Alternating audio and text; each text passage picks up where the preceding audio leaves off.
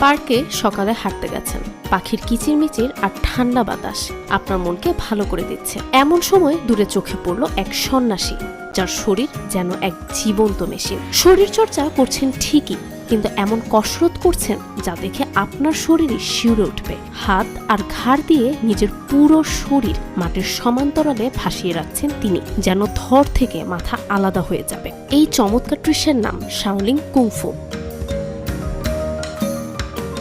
সন্ন্যাসী শিয়াও হাই চীনের পার্কে এ ধরনের আশ্চর্য কসরত দেখাচ্ছেন। শুধু এক হাতে নিজেকে মাটি থেকে ভাসিয়ে রাখা নয়, ঘাড়ে ভর দিয়ে পুরো শরীর ঝুলিয়ে রাখাও তার কাছে যেন এক খেলনা।